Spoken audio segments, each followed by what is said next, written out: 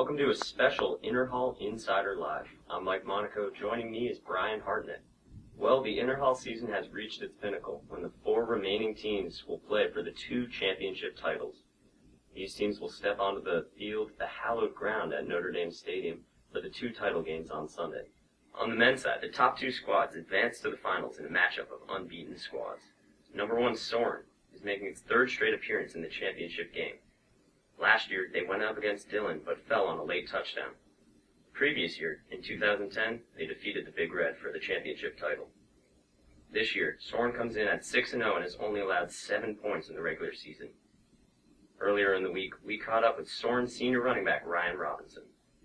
Well, they're a very good team, but our defense has been stout all year. We haven't given up very many points at all, so we're pretty confident that our defense will be able to stand strong. That's what been our go-to all 3 years. But Soren will have to go up against a potent Keenan squad, the number 2 seed. The last time the Knights made it to the championship game was back in 2008 when they fell to Siegfried. This Knights team, though, has put up 63 points in the regular season behind a potent offense led by senior quarterback Andrew McDonough and wide receiver Jeremy Rich. This year, Keenan rolled through the regular season with a 3-0-1 record and only allowed 13 points in the regular season. On Sunday, they defeated Knott 21-6 to advance to the championship game. We caught up with members of the Knights earlier this week. It feels amazing. It's the culmination of what we worked for all year. We were a good team last year, lost in the first round. But as a senior, to be able to go in the stadium and play my last game with my teammates, my fellow seniors, it's a great feeling. Well, Brian, we'll now chat about the women's game. We have the number 2 seed again, McGlynn, in the finals, going up against the number 4 seed, Walsh. Yeah, Mike, this is a game few people would have predicted at the beginning of the season. On one hand, you have McGlynn, the defending champion.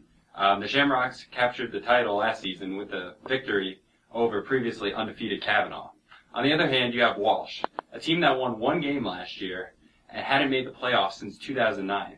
Yet here we are with a game that promises to be really competitive. To get here, both teams have relied on an extremely balanced game plan with strong efforts on both sides of the ball. McGlynn has been led by senior quarterback Emily Golden and an array of offensive threats, including sophomore running back Emma Collis and senior receiver Katie Ritter. The Shamrocks also have a really aggressive defense that has forced turnovers throughout the season, including 3 in 2 playoff games thus far. We caught up with Golden earlier in the week and asked her about her team's strategy going into Sunday's game. Well, here at Walsh is a very good team. They have a really dynamic offense and they're good defensively. But we just want to keep doing what we're doing. It's worked for us so far. Just want to stay focused. Walsh, meanwhile, comes in on a hot streak, having won its last 5 games. The Wild Women defeated previously undefeated number 1 seeded Pascarilla West in last Sunday's semifinal to make it to the championship game. Walsh has benefited from great play from its senior under center, dual threat quarterback Kat Leach. Leach has directed the offense and worked well with her group of young receivers. The Wild Women have also benefited from a very strong defense and have been one of the hardest teams to score points on.